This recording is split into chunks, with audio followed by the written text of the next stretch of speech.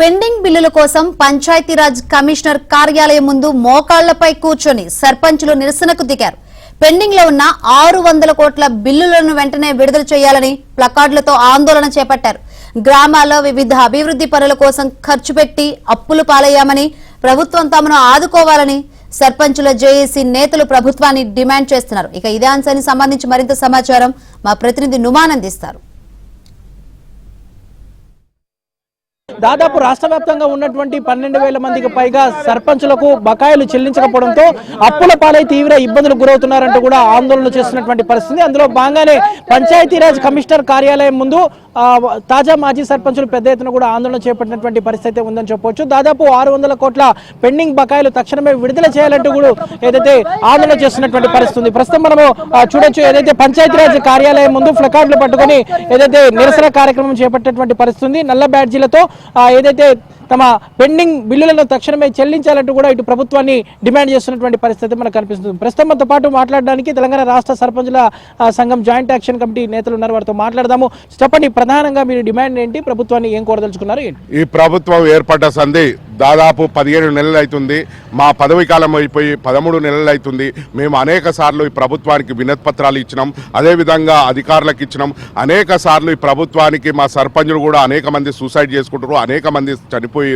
ఈ బిల్లులు రాక అనేక మంది సర్పంచులు కుటుంబాలు చిన్నభిన్నం అవుతున్నాయని అనేక సార్లు తెలియజేసిన ప్రభుత్వం మా మీద ఒక బీఆర్ఎస్ పార్టీకి సంబంధించిన సర్పంచులు అనే ఒక కక్ష సాధింపు చర్యకు పాల్పడుతుంది. మా ఎంత 500 కోట్లు మా ఇచ్చేస్తే మా పెండింగ్ బిల్లులు అయిపోతాయి. స్థానిక సంస్థల ఎన్నికలు, గ్రామాలలో అభివృద్ధి లేక కుంటుబడి అనేక మంది ప్రజలు ఇబ్బంది పడుతున్నారు. అదేవిధంగా మేము పెట్టిన మొక్కలకు అవి మొత్తం ఎండిపోయి వాటికి నీళ్లు కొట్టించలేని పరిస్థితిలో, ట్రాక్టర్లకు డీజిల్ కొట్టియని పరిస్థితిలో ఉన్నది. అదేవిధంగా పంచాయతీ కార్యదర్శులు కూడా వాళ్ళు జేబులలోకి వెళ్ళి డబ్బులు పెట్టినాం, మాకు ఈ ప్రభుత్వం ఇస్తలేదని చెప్పి వాళ్ళు కూడా ప్రభుత్వానికి నోటీస్ ఇచ్చారు. అదేవిధంగా అనేక రకాలుగా ఇబ్బంది తీస్తుంది. ప్రజా ప్రభుత్వంలో, ప్రజా పాలనలో ఇంత అన్యాయంగా మమ్మల్ని గోసదీస్తుంటే మా సమస్య పరిష్కరించకపోవడం ఇది ఎంతవరకు న్యాయం?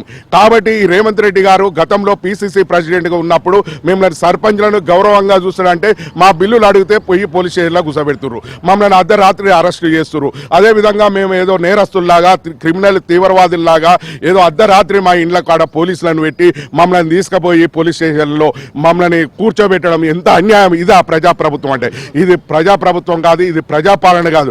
దీనికి విరుద్ధంగా చేస్తున్న పాపిష్ట పాలనలాగా కనపడుతుంది. అనేక రకాలుగా మన ఊరు మన బడి కార్యక్రమాలు, అనేక రకాలుగా అభివృద్ధి కార్యక్రమాలు చేసినాం. నాటికి ఈయన విరుద్ధంగా అంటే అప్పుడు అభివృద్ధి చెందిందా, ఇప్పుడు అభివృద్ధి చెందకుండా ఇబ్బందులు పెట్టాలి గ్రామాల్లో ప్రజలను అనేది ఈ ప్రభుత్వం చూస్తుంది. ఈ ప్రభుత్వం ప్రజాప్రభుత్వం అని, ప్రజాపాలన అనే దాని మీద ప్రజలకు విరుద్ధంగా కార్యక్రమాలు నిర్వహిస్తుంది. కానీ ఇటువంటి అనేక రకాలుగా ఇబ్బంది పెడుతున్నారు. మా సర్పంచులము మేము న్యాయంగా అభివృద్ధి చేసిన పనుల పెండింగ్ బిల్లులు మేము ఏమన్నా బ్లాక్ దందాలు అడుగుతలేము, బడా కాంట్రాక్టర్లకు 100 కోట్లేమో వాళ్ళకి ఇస్తున్నారు. మాకు దాదాపు 5 లక్షలు 10 లక్షలు పెండింగ్ ఉన్నాయని ఇప్పటికి ₹1 ఈ ప్రభుత్వం ఏర్పడి దాదాపు 15 నెలలు అవుతున్నా ఒక్క చిల్లి గవ్వ వేయలేదు. దాదాపు 43 మంది ఆత్మహత్య ప్రయత్నం చేశారు. అందులో 19 మంది సర్పంచులు చనిపోయినారు. చనిపోయిన లెక్కలు కూడా ప్రభుత్వం దగ్గర ఉన్నాయి. మేమేమంటే ఈ చనిపోయినటువంటి సర్పంచులు ఎవరైతే ఉన్నారో ఇవన్నీ కూడా ప్రభుత్వ హత్యలుగానే పరిగణించుకోవాలి. ఎందుకంటే గ్రామాల్లో అప్పులు తీసుకొచ్చి అభివృద్ధి పనులు చేసినటువంటి సర్పంచులు అధోగతి పాలై చనిపోతున్నారంటే, ఆర్థిక ఇబ్బందులు లేక చనిపోతున్నారంటే దానికి ప్రభుత్వ హత్యలుగా మేము భావించాలి. వారికి తక్షణం వారు రావాల్సినటువంటి ఇన్సూరెన్స్గా వారికి ప్రభుత్వమే కనీసం ఒక 30 లక్షలు ప్రతి కుటుంబానికి 30 లక్షలు ఇచ్చే విధంగా, రాజోటి పెండింగ్ బిల్లుతో పాటు 30 లక్షలు ఇచ్చే విధంగా ప్రభుత్వం ఇవ్వాలని మేము డిమాండ్ చేస్తూ, ఆర్థిక ఇబ్బందులతోటి అధోగతి కాకుండా చూడాల్సిన బాధ్యత కూడా ప్రభుత్వం పైన ఉన్నది. కాబట్టి ప్రభుత్వం ఇప్పటికైనా ఆలోచించి మాకు రావాల్సిన నిధులు మంజూరు చేయాలని చెప్పి కోరుతా ఉన్నాం. రేవంత్ రెడ్డి గారు అనుకుంటే ఒక నిమిషంలో పని అయిపోతుంది. ఎందుకంటే 600 కోట్లు మాకు ఒక నిమిషంలో ఇట్లా టెక్కునంటే అయిపోతుంది. ఎందుకంటే ఆయన ఇవ్వాలనుకుంటే ఇవ్వచ్చు.